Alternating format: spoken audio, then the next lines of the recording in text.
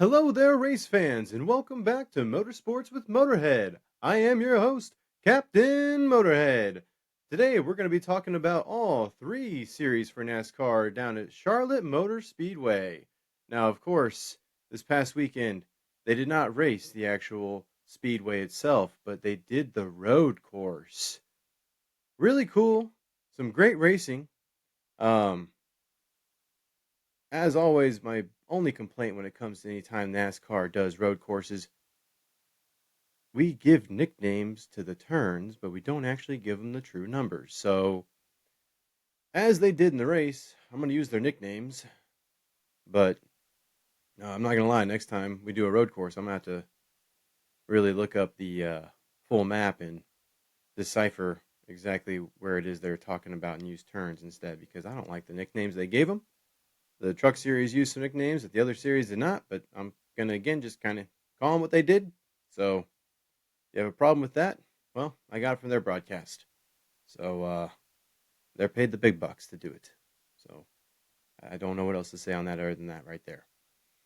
Um, Real quick before I get in all this, on the other side of NASCAR news, we're getting so close to NASCAR 25 coming out. In fact, by the time I do my next podcast, I believe the game should be released, at least for those that have early access. Some fans got a little bit upset yesterday and into this morning because the rumors were true. For at least the Cup Series, there's only one driver that's going to have a 100 driver rating. And well, personally to me, not a big shock. It's going to be William Byron. A lot of fans are wondering why on earth is it going to be Byron? He was the normal season champion. He also did win the Daytona 500 this year. Of course, not his only win, he got one other, but some fans are questioning why he's the only driver. Well, he also got his start on iRacing. It's where he was discovered. So maybe paying a little bit of homage to him on that. He is one of three drivers on the front cover, in fact, being the very center. So, for those that are upset about it, I can maybe understand why, but you shouldn't be that shocked. Most of us saw it coming, and quite frankly, it's a video game. Even whenever their driver rating is 71 or 91, they typically drive the same because of the AI. We'll see if maybe this is going to be a little bit different for this game, but from the gameplay I've seen, don't get me wrong, it's going to be a lot of fun. I'm still excited for it, but I'm not expecting the driver rating to really matter that much. Maybe when we hit the road courses or something, that'll really affect them. But as far as the rest of the game, not too worried about it. From there, I'm going to get right into it. We're going to go right for Craftsman Truck Series at Charlotte Motor Speedway. Corey Heim would lead the field to green. And before we even got through turn one, we have Calamity. Lane Riggs would be turned due to contact from Grant Enfinger, who basically got a little squirrely himself, got into the right rear of Riggs, spinning him out, and Corey Heim, trying to avoid it all, would actually end up in the tire barrier going into turn one. All three trucks would be able to continue on. Corey Heim, though, would have some major damage to his right hand side, where he went into the tire barrier itself. Grant Enfinger would have a big old hole where he got into the back of Riggs. And Riggs, well, of course, the back end where he was hit was a little bit crushed in. So all three of them starting the race, not exactly how they wanted to. But by gosh, thanks to even more calamity later on, things really got changed up. Lap 2, Ben Rhodes, with big damage to both the front and the back of his truck, which at first we didn't get to see why because we were looking at the replay of the Corey Heim incident with Riggs and Enfinger. Now, it did stay green even after that contact going into turn one. It being a road course, as long as the drivers are able to get going, they won't instantly throw the yellow like they do on the speedways. It's kind of nice to see because it does allow the field to keep going. Horrible for the drivers involved in the accident as it can slow them up. But at first we stayed green, even after Ben Rhodes had his big contact, which was only due to his own fault. Looks like he kind of braked a little bit late going into a turn, ended up in the grass, spun out, hit the backside, which then caused the truck to turn towards the front. getting both front and back ends. Sucks to see for him. On the radio, he did say he thinks something broke, but again, really looking at the replay, looks like he just got a little too deep in there before hitting the brakes. Maybe I'm wrong on that, but even the booth kind of said it looks like he just kind of lost it there. So he's the only one that really knows, I guess, him and his team. But at least from the standing of how I saw it whenever I watched the race, overdriven. The caution would come out finally as Ben Rhodes was making it back to the pits just because of how much debris he was losing out on the track as well as the smoke pouring out of his vehicle. So first we didn't get it again, just do it being a road course. I saw some fans kind of questioning it. He did get his truck going at first, so I understood why they didn't throw it right away, but then his truck dragging all the debris that it was made sense why they did go ahead and throw that caution. Plus, looking more at the tire barriers, they did need to go out and do a little bit of repairs there as well. So I see both sides to it whenever fans are getting a little bit upset on the late cautions at road courses, but it does give the field a chance to try and get going. Lap 7, we'd go back to green. Brent Cruz would lead the field. By the way, he's only 17. I thought it was really cool. The booth gave him a little bit of shout out for that too. So just a lot of young guys running in the series right now. Really cool to see. Lap 8, Tammy Hill would get turned by Dawson Sutton, sorry, in the final chicane. There'd be no caution as he would be able to get going on his own after letting traffic go by. Kind of funny, later on he would try and get some revenge. Talk more on that in a second. Brent Cruz, Caden Honeycutt would go on to win stage 1, his second stage win of the season. Funny thing though, the booth at first said it was only his first stage win. Later on, they would correct it, saying that he actually had another stage win earlier that year at Charlotte as well. So I guess that would make it his second stage win of the season. Cool to see for him, though, especially with him being one of the playoff drivers. Do want to see them get as many points as possible. The point standings, as we will go into later on, are real tight when it comes to the truck series. Of course, not including Corey Heim as much. But yeah. Brent Cruz would lead the field back to green going into stage 2, with Connor Zilich in second. Yes, Mr. Zilich was running in the truck series this past weekend. Not doing half bad either. On lap 25, Jake Garcia would get turned in the hairpin by Grant Enfinger. This would actually happen right behind Corey Heim, who was in 8th. So even after being in that accident on lap 1 going into turn 1, Heim has already made it back up to 8th place in stage 2. He would continue the charge going up from there and would become a contender for the race win.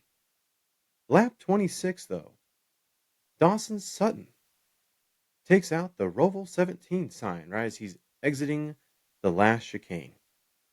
Taking a closer look at it, though, looks like he had Timmy Hill right on him going into the turn. Looks like Hill was trying to get a little bit of payback and caused Sutton to overdrive it. It was kind of funny, even the commentators didn't know that there was water in the sign because whenever Dawson hit it, water exploded everywhere. Pretty funny to see on the broadcast and just a kind of funny moment overall. Truck was pretty clean after that, at least. But both drivers would do a stop and go penalty right there, leaving the chicane because neither one technically made the turn correctly. And that would kind of be it for them. Looks like they kind of both cooled off after that going forward. Lap 30, Corey Heim would be up to 3rd place. Wouldn't be able to make it much further than that, though. Lap 40, Caden Honeycutt would win stage 2, be his 3rd stage win of the season. And it was actually at that time, whenever the booth kind of corrected themselves from earlier on, saying it was his 1st stage win whenever he won stage 1. So, again, just kind of a funny thing there. I'm not giving too much hell on it, just honestly funny. In the heat of the moment, people make mistakes. They're trying to give us information rather quickly, and can't fault him for that. Little mistakes like this, I don't mind. Whenever it's things like you're not talking about a major incident, or we have a camera that's just looking at nothing when we got something major going on, that's when I complain. Little things like this I find funny. And it's cool to see that they kind of correct themselves later on as well. That way they still give the right information before the end of the race. So as long as you stick with it for the whole time, you won't be misled. Going on from there, though, lap 43, Brent Cruz would again lead the field back to green with Connor Zilich and Corey Heim right behind him in second and third. Lap 44, Josh Walensky would get turned from fourth due to the number 17 pushing the 45 into Walensky. This would cause no caution, as all the cars would end up being able to get going again. Um, Connor Zilich being in second place would end up having Corey Heim use the bumper to get by him. This was kind of a little bit later on in the race, and I think Heim was really trying to get up there for the win, was not going to take anything from anyone. He was definitely going for it. Brent Cruz was, of course, leading the race at the time, but not for much longer, as he would end up starting to say he was running out of fuel with just 3 laps to go. Right as the booth was talking about that, it cut to the number 5 of Tony Bringender, who was actually stopped on the uphill portion going into the blind turn. This would cause a caution. Perfect time for Brent, as it would allow him to at least be able to go into the pits, but he would not come out up front. No. Corey Heim would end up taking the lead and would lead the field to the green flag for overtime.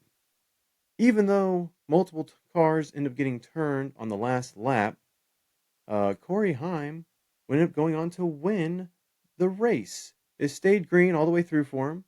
All the cars end up getting turned, were able to get going on their own.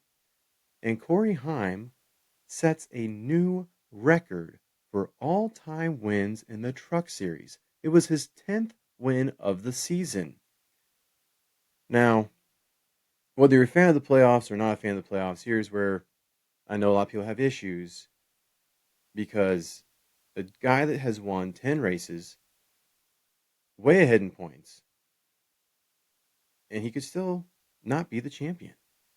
Um, Going into that, point standings for the Truck Series, Corey Heim with a win advantage, Tyler Ankrum plus 2 points, Daniel Hemrick plus 2 points, Raja Karuth plus 1 point, Lane Riggs minus 1 point, Ty Majeski minus 2 points, Grant Enfinger minus 4, and Caden Honeycutt minus 4. That's not a lot of points difference between second all the way back to eighth. At this point, it's still anyone's game going into the final 4. Now, I'm excited to see what's going to happen next, but as everyone else, we're all just going to have to wait and see. That's going to do it for the Truck Series there, guys. Absolutely phenomenal race. I really enjoyed watching it. The booth, I think, did a phenomenal job this time. We really stayed with a lot of the good racing that was going on. There was even some 3-wide going on for a Truck Series at a Roval. That right there was pretty crazy, especially since some of it was going into the hairpin turn. So, which they kept calling it the dive bomb zone, if I got that correct, whenever it came to the booth. So just really cool. I really enjoyed the race overall. Seeing Corey Heim go on to win another race as well, especially after getting involved in that first lap incident, awesome to see. He can absolutely drive. Of course, a little bit of it was thanks to his pit crew. They did short stop the first stage. That way they could be able to try and get some of that track position back, which, oddly enough, was actually their whole plan, or sorry, was their plan the whole time.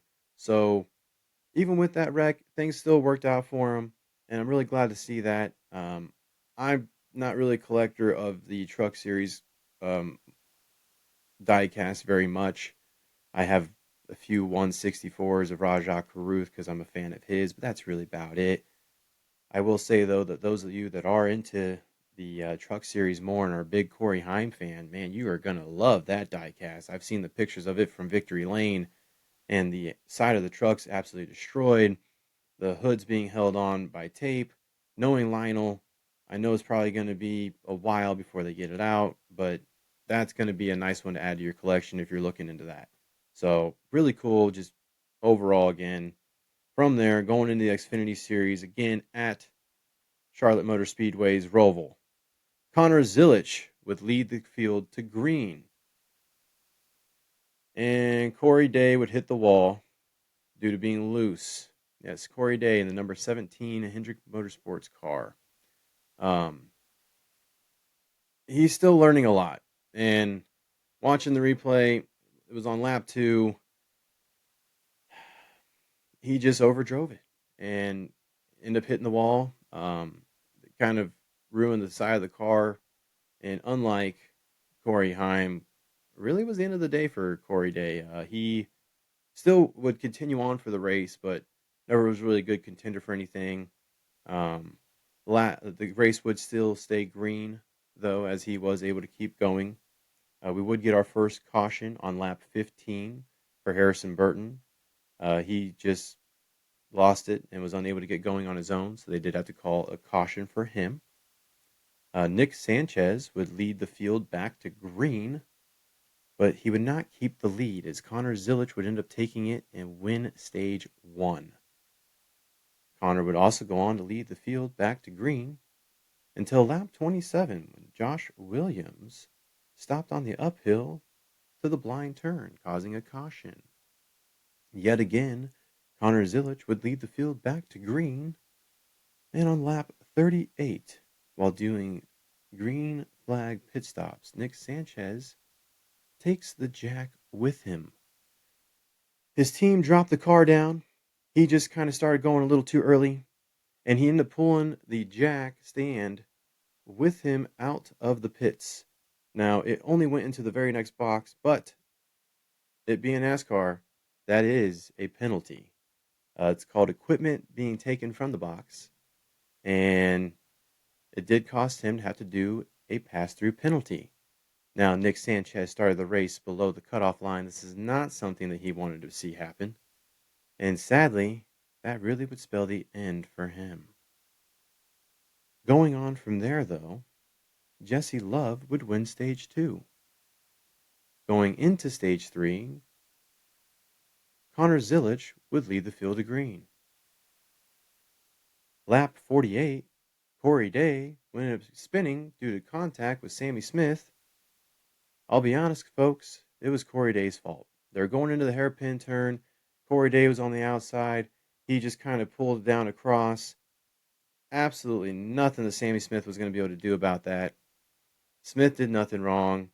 And it's just another learning experience for Corey Day. You know, it was one of those types of days for him. He's able to kind of learn a little bit more going forward because he's been racing in ARCA, dabbling a little bit here and there in the Truck and Xfinity Series. So he's going to be a name to talk about for years to come. But right now, he's still learning a lot, folks. And this was definitely that type of day. And it sucks to say that for him because I want to see him do well, but he did. He turned himself. It would stay green. Sammy Smith would pit with 4 to go in the race, and even as they were doing it, the broadcast was talking about if there's a caution, this could be a real great saver for him because basically without that, their hopes of moving on in the playoffs were almost over. And sure enough, almost like fate was listening, there's a caution as they were still working on Sammy Smith's driver's side tires. Perfect timing for him. It's going to send the race into overtime, and due to the fact that he was one of the first to go down, he would go off in the top 10. And the reason for the caution was due to Sage Karam, who has a tire blowout and it loses its carcass as he's going down the backstretch. So sucks to see for him, but absolutely phenomenal thing for Sammy Smith because that would go on to save his playoff hopes. Connor Zilich would lead the field to green for overtime. In the hairpin, the number 07 of Alex was spun by the 44 of Pillow, and oh, sorry, no, was spun out, and the 44 below hits him. Now, it was a pretty big contact. It looked like the '07 was not going to be able to get going. I don't know why they didn't throw the caution right away. They waited for Connor Zillage to take the white flag. Now, this happened back in the hairpin. Those that know the track pretty well know that after that, you actually kind of go up and around part of the oval of the track, and then you go through the final chicane. So they had plenty of time to be able to call the caution. I feel like they just didn't. And I'll be honest on that one. It was one of those times where, yeah, I will have to agree with the fans. It just seems like NASCAR decided to hold the caution, let Connor Zillage take the white flag, and then throw it. I'm a huge Connor Zillage fan. I'm a huge Junior Motorsports fan. But my gosh, NASCAR, that was not a great look to me. I felt like there should have been a caution. We should have had another overtime finish. But no, instead, he takes the white. Then we get the caution. Race is over. It was an elimination race. So 4 drivers did not advance. I'm going to say those drivers first before I go into the standings. Now, Taylor Gray, out. Nick Sanchez, out. Harrison Burton, out. The final one out. And I know a lot of fans are going to be clapping for this. Austin Hill is out. Best part, he was out almost the same amount of points he got deducted due to him right rearing earlier in the season. Love to see that. Not even going to lie, not going to deny it. I've not been a fan of Austin Hill, especially since that earlier this season. I thought that they should have made it where he wasn't even eligible for the playoffs. Hated that they signed that waiver. And honestly, this is one of those times where the universe works out the way that it should. He should have never even been in it. Glad to see that he's out of it. Hate to be like that, but hey, it's just the way it is right now, and I'm not going to try and deny it. That being said, now we're going to go to those still in the playoffs. All right, we got Connor Zillage with 10 wins for the season at plus 57 points. Justin Allgaier plus 24 points. Brandon Jones plus 4 points. Sam Mayer plus 2. Jesse Love minus 2. Sammy Smith minus 7. Carson Cavell minus 11. And Sheldon Creed minus 13. Wow. Yet again, some of it's pretty close, some of it not so much. Connor Zillage has basically checked out up above everyone else. Great season for him. Like I said, 10 wins. They are running out of room to put stickers on that car, just like they are for Corey Heim's truck. It's absolutely phenomenal to see, though. 2 guys just dominating the whole season. Connor Zillage, especially after he came back from his injury, whenever he did hurt his back, he's just been unstoppable. It's like some switch was flipped, and he was going to prove to everybody that he deserves to be there. And I'm glad to see it. And, I'm excited to see what he's going to do next year whenever he goes up to the Cup. Um, but, we'll, of course, as everyone will have to wait and see on that as well. And a good thing for the broadcast on this, too, I'll have to say, the broadcast did a great job on the Xfinity Series and the Truck Series this weekend. No complaints there either. It was absolutely great from start to finish. I even watched the full race replay later on. And it's always fun to do. If you guys never done that, go on YouTube a few days after the race. You can see the whole race. That way you can be able to fast forward any parts you want to. But a really cool thing is whenever they cut to commercial from whenever the race was initially going, you don't see that. So you get to see all the different camera angles that they're seeing and stuff. And sometimes you see some of the racing that's going on and even some incidents that they have to cut back to later. So it's just really fun. If you've never done it and you're kind of just bored one day, want to check out a race you've already seen or something, go check that out on NASCAR's channel. They always post them. It's usually a day, maybe 2 after the race, they'll put it out. So check that out if you want. From there, don't really have much else to say for the Xfinity Series. Like I said, that was a great race for them. And crazy to see Connor Zillage win yet another race. That's 2 drivers with 10 wins this season. Wow, could you imagine that would have happened back in like 2021? Whenever Kyle Larson ended up winning 10 in the Cup Series, we would have had 3 in all 3 series. It would have been kind of cool. At this point in the season, obviously that's not going to be able to happen for Cup, but I mean, still, we'll see if someone can be able to dominate enough to get even close. But from there, we're going to go into the NASCAR Cup Series here in just a second. Now, this is where the fun begins, my friends. NASCAR Cup Series. Oh, another cutoff race. The round of 12. 4 drivers are going to have their dreams crushed by the end of this race. And my gosh, do I mean crushed. It was an absolutely crazy ride from the start all the way to the finish, including pit stops and everything. We had drivers making mistakes. We had some drivers just getting taken out by some stupidity. And by golly, everybody, it was great racing from the start to the end. Great story. And this is the type of stuff that the playoffs do produce. So, love them or hate them, even if I don't always agree with it, I got to admit, races like this, they make me a bit of a fan. We would have Tyler Reddick starting on the pole with SVG in second. A little bit different not seeing him being on the pole, but it's not the first time for this season when it comes to a road course. Sometimes he just doesn't put down as good of a qualifying lap. Or maybe he's just screwing with the field. I really don't know whenever it comes to him. He is absolutely unstoppable on road courses, guys. Going into this, he, of course, had won 4 of 4 that we had raced so far. And, well, he showed why he was the king. Let me tell you that right now. Tyler Reddick would be able to take the lead going into turn 1 as SVG would actually get a little bit squirrely. He would save it, though. Nothing major. It would just allow Tyler Reddick to get a little bit in front of him. Kyle Busch. Wow.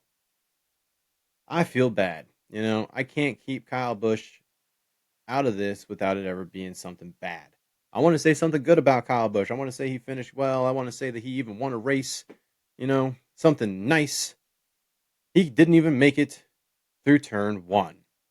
One of the only ones. He did get kind of squeezed, even a little bit of contact with the number 77 of Hocevar. Whenever the booth kind of looked back on it, they said they thought there might be some contact. I had to rewind it like 5 times myself, really look hard. Definitely was contact there. And it did send Kyle Busch off into the wall. He was able to keep going, get back to the pits. Race would stay green. He would end up going back into the garage, though, and he actually would end the race 9 laps down. But he would be out on the track later on.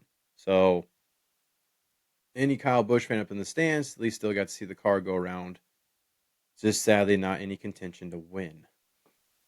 SVG would go on the outside of Tyler Reddick before the final chicane, and he would take the lead.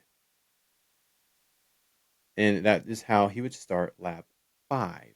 So Tyler Reddick got to lead the first 4 laps. Going right into lap 5 would lose that. And that was kind of it. SVG really did check out from there. In fact, he would end up being over 2.5 seconds ahead by lap 10. So just absolutely crazy by lap 10 to be that far ahead, especially on a road course, though. Can't say that I'm even slightly shocked by it. It's SVG. He's from, the different series, everyone. Like, here, we're so used to our drivers driving in circles. Yeah, he's not. He's used to road courses. That's all he drove. So coming over here to ovals, he was struggling a little bit. Even last week, he did finish a top 10 in Kansas, first top 10 on an oval, and he's showing why he is the king on road courses, guys. I mean, 2.717 seconds ahead by lap 10. Crazy. Now, on lap 9, Austin Cindric, a playoff driver needing to have a great day coming into the race below the cutoff line, was spun by Justin Haley. He was able to continue on. There was no caution, but it did cost him quite a few spots on the track itself. You would have your green flag pit stop cycle start around lap 11. Lap 14, SVG being up by 4.5 seconds over second place. Um, just wow, guys, again, just crazy to me. He's that good. Funny thing is, too, throughout the race, he was complaining about his car, saying he used up his tires too early, saying that the handling wasn't the greatest, all while just destroying the rest of the field. I mean, Larson has talked about it in an interview that SVG winning as many road courses as he has, has really made the rest of the field try and up their game. We need to see that game up quite a bit more. Um, I think adding Connor Zilic to it next year is going to make it where, it's going to be the SVG and Connor Zilic show potentially. We'll have to see exactly how Connor Zilic takes to the Cup car whenever it comes to the road courses. But he's not done horrible anytime he's dropped in one so far. So I'm not too worried about him on that. I think the rest of the field should be more worried because of the fact that it is probably going to be SVG and Connor Zilic start 1-2 a lot next year. Hoping to be able to come back to this and say I was right. We'll see what happens there, though. But from there,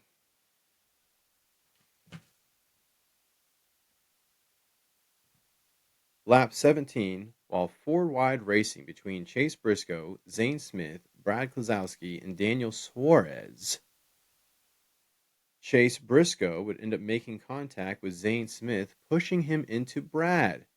Daniel Suarez would make it out in front because he basically just gunned it, said, "Yep, see y'all later. I'm not going to get tied up into this." With Brad getting the worst of it and actually losing yet another spot during the whole thing to AJ Allmendinger, who would end up getting by. From there, not a whole lot more would happen for a little while. Um, Even after pitting on lap 20, SVG would regain the lead. By lap 23, with just 3 left in stage 1, Chris Buescher would pit from 8th, and Tyler Reddick would pit from 15th. Really about it. SVG would go on to win the first stage. Now, from here, they start talking more and more about the points. And this is why. While under the caution for the stage break and during pit cycles, Ross Chastain makes a terrible mistake. As he was leaving the pit, had already passed the yellow line, signaling where he was going to be able to come out in the pit cycle. He doesn't make the turn. So at the Roval, right as you leave in pit road, there's a tight left-hand turn you got to make. Ross Chastain instead went straight. Had to end up locking up the tires, put it in reverse, and he lost 15 spots. Initially, he would have came out in 15th. Instead, he came out in 30th. Now, before the pit cycle, Ross was looking pretty good. He just had to be able to beat Joey Logano by so many cars. At the time, it was looking like he could be able to do it.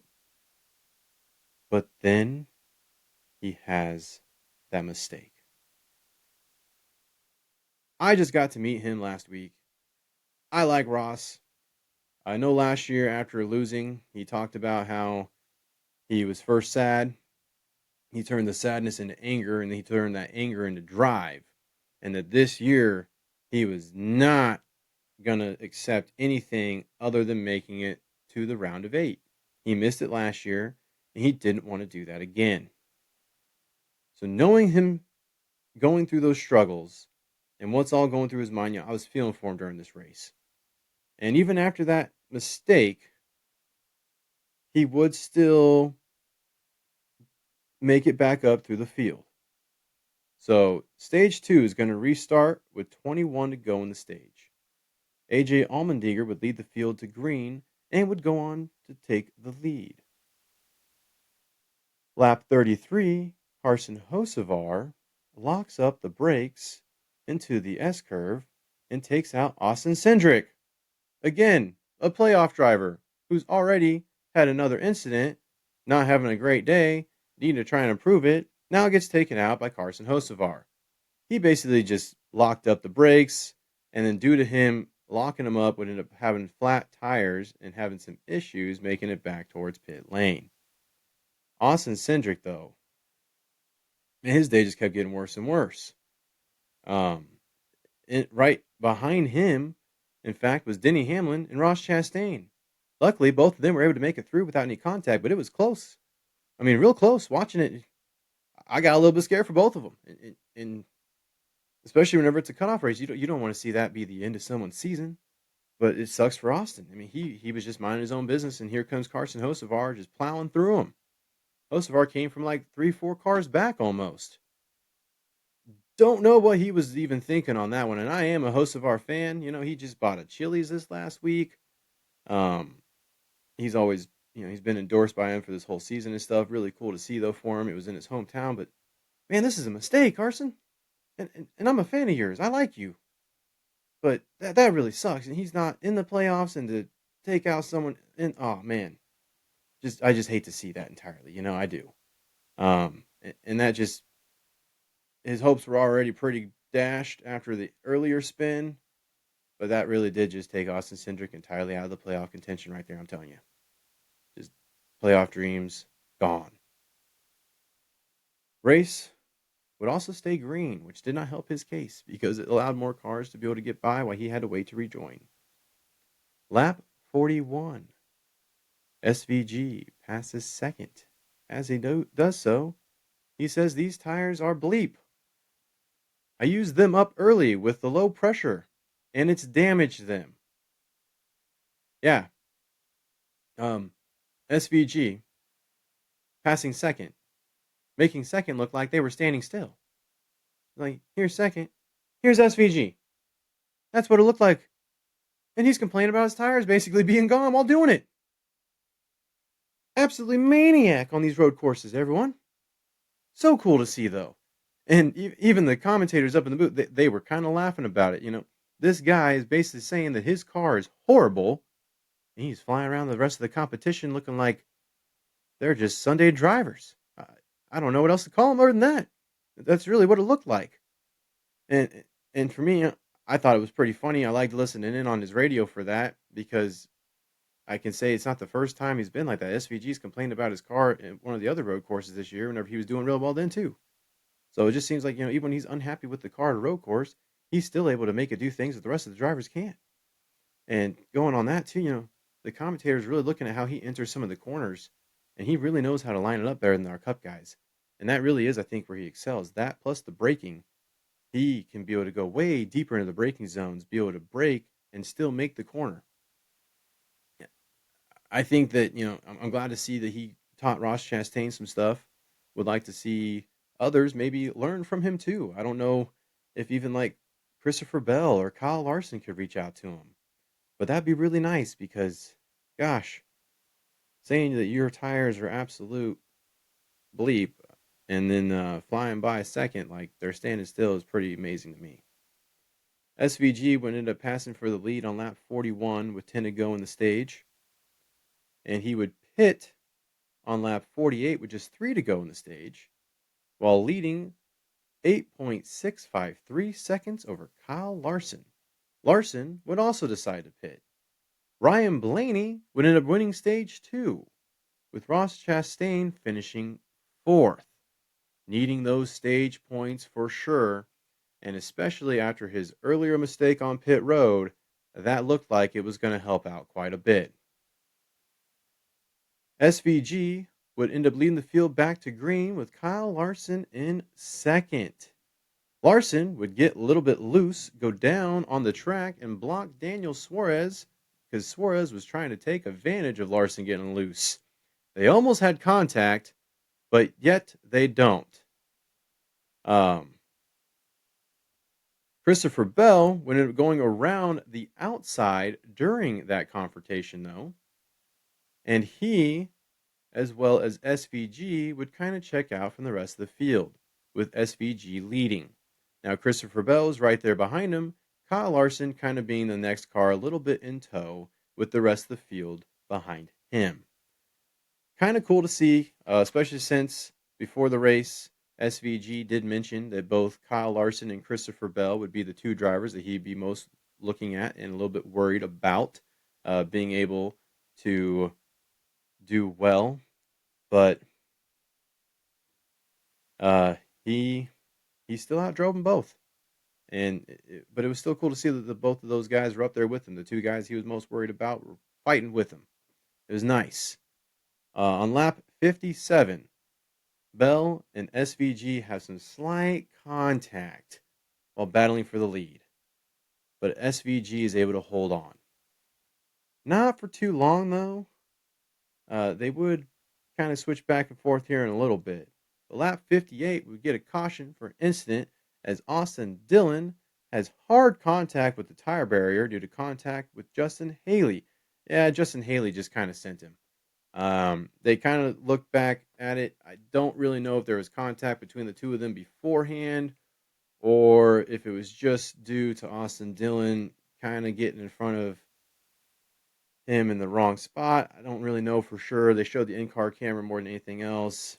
Even if I watched the race replay later on, I won't lie, the cameras weren't pointing there whenever the accident happened. So that's one of those ones where it kind of sucks not to see the full picture. But yeah, he definitely did get sent off there near the end. So that was kind of crazy. The crews would end up having to go out and fix the tire barrier. Now, whenever I watched the race initially, you saw a little bit of that. But on the race rewatch that I mentioned earlier on NASCAR's YouTube, that showed it a lot more. You got to really watch the crews working on it. And it was pretty entertaining, actually, because you saw one guy kind of trying to direct the rest. And it almost looked like a bunch of monkeys trying to work on something. They had no idea what they were doing for a minute there. They finally were able to get coordinated, though, get everything kind of put back together when it comes to the tire barrier. And, of course, they were able to continue on with the race itself. Um, but it was just kind of funny watching that. Not something you get to see whenever you watch the race live, unless you're there at the actual track and you're in the right position. You might get to see that. But just, I thought it was pretty fun. So, pretty cool there. After that, uh, SVG lead the field back to green with Bell in second. On lap 63, Larson would have taken the lead, and SVG falls to third because Christopher Bell would also come through. First time we see SVG truly get passed on the road course for the day. Earlier, whenever he gave up the lead, it was due to him going into the pits. So this is the first time he's truly passed for the lead all day. Just a little crazy to me. Lap 66, Riley Herbst and Kyle Busch would make contact a few times before Kyle Busch would basically just be like, yep, done with you, you're gone, and would spin Riley. Busch obviously just not having a great day, a little bit frustrated. They did have contact, like I said, a few times. Don't really know who enacted the first time because even whenever the booth kind of looked back at replays, it seemed like that wasn't the first contact where they got into each other. I feel like there was something that was even before that. Wish we would have gone back a little bit further to see a little bit more there. But just Kyle Busch getting a little bit fed up. And I don't blame him on that. He's not having a great day anyway. Riley, he's a bit of a younger guy. So, yeah, Busch was just, you know what, this is going to be a learning lesson for you. Bye-bye. And he was gone. And that's really all there was for that. Race would stay green. And lap 71, Christopher Bell, while in third, would end up locking up the brakes while trying to defend off SVG. SVG would end up going by him to take second. Christopher Bell was in second. Then had the mistake, allowing SVG, who was in third, to get around him for second. My bad there, guys. Not too long after that, Bell would actually go ahead and pit. Lap 72, Larson would pit from the lead. SVG would stay out to take the lead until one lap later when he himself would come in, giving Chase Elliott the lead. Ross and Joey Logano would both pit at the same time, but issues with the left front would delay Logano's pit stop. It was just a little bit slow. They couldn't get the left front off right away. It lost them a few seconds. At the same time, Ross Chastain had a perfect stop and got out in front.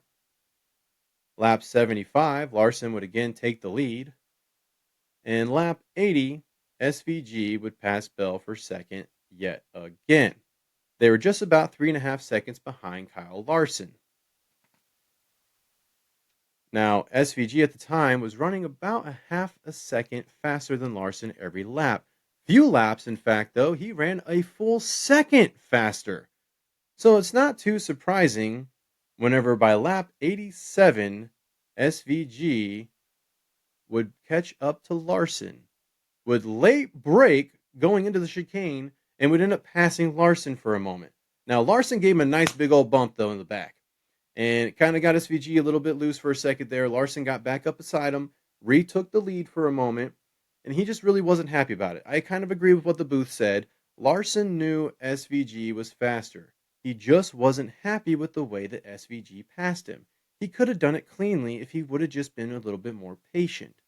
Now, just a few laps later, SVG would go around Larson with no issues. Larson, again, knowing that SVG was the faster car, and would let him go with just a slight old tap again to the back of him. Nothing major, but that's it. Ross Chastain would get a penalty on pit road for too fast for exit. He admitted he put it in the wrong gear. Whenever they look back on it in the booth, you could even see that he panics, drops the gear down, locks up the fronts, but sadly the damage was already done and the penalty was given out. That would put him back in a dire situation, not looking too great for him. He has to finish at least two cars, or I think 4 cars, or sorry, yes, has to finish 4 cars in front of Joey Logano, and he would end up being 2 cars behind him, needing to make up 6 spots to be able to stay in the championship running.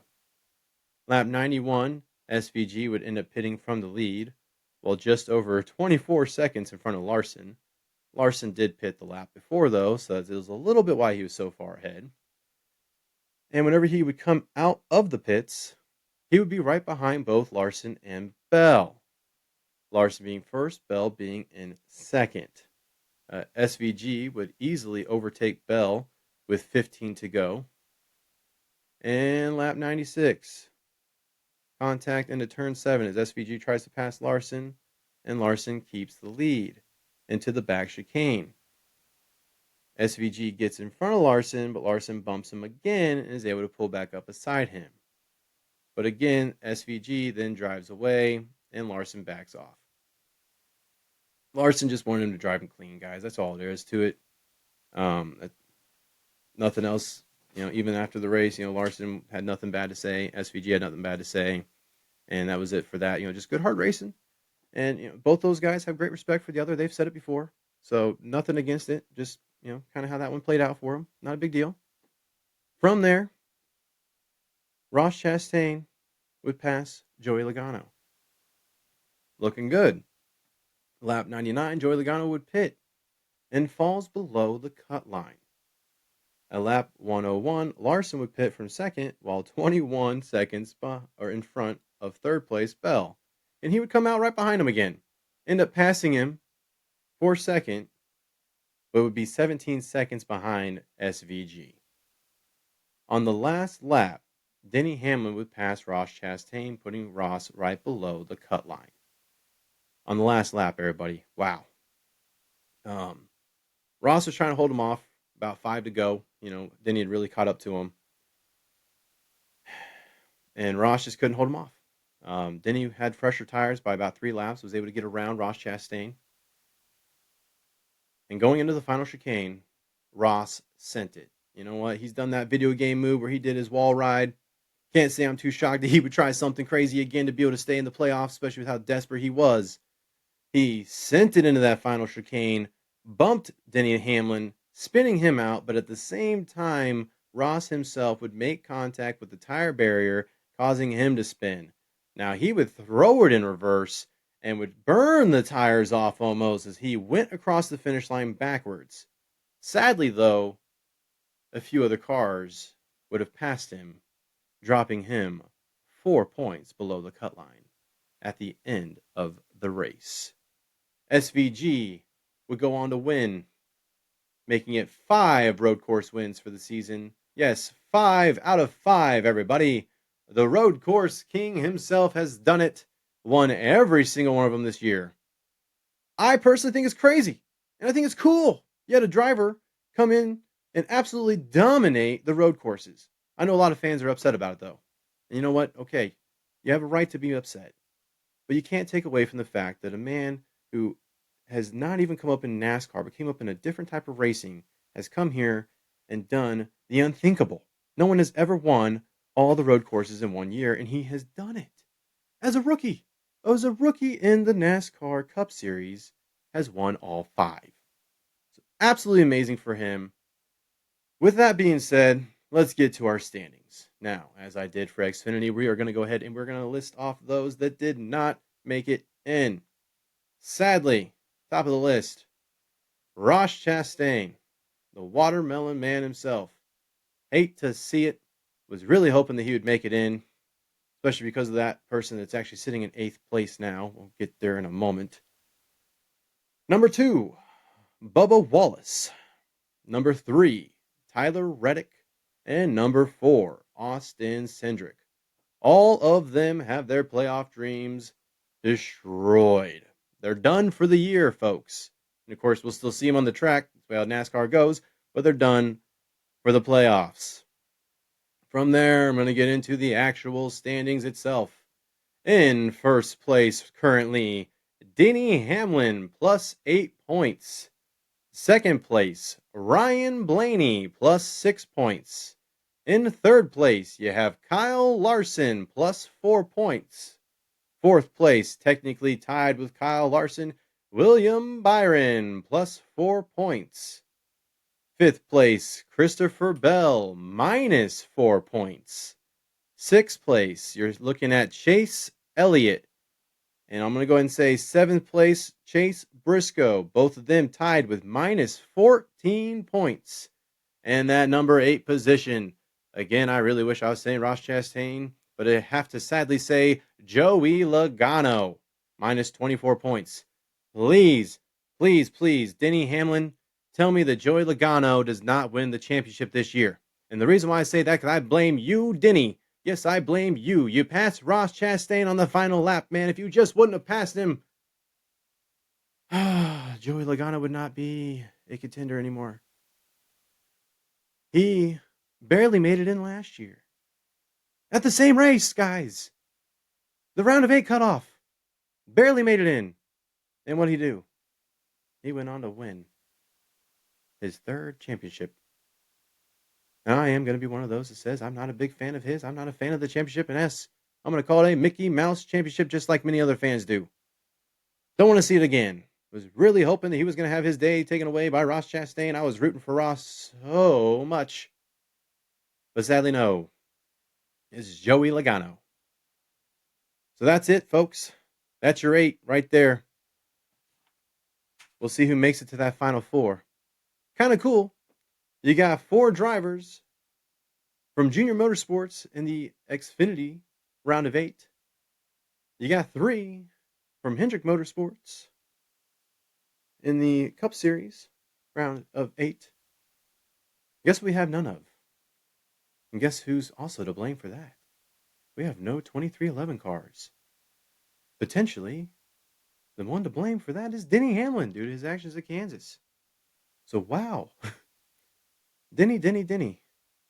I believe he even mentioned on his own podcast that the last few races he's been in the conversation, whether it be good or bad. He's been in it. So we'll see what happens. Right now he's sitting in first. Is this going to be the year that Denny Hamlin finally gets his championship? Or are we going to see him fall yet again? Honestly, I'm excited to see what happens. If he wins, it'll be much deserved. At this point, if he doesn't, well, the memes and all the jokes just write themselves, folks, especially with all the comments he's made this year. Yep. It's going to be fun to see.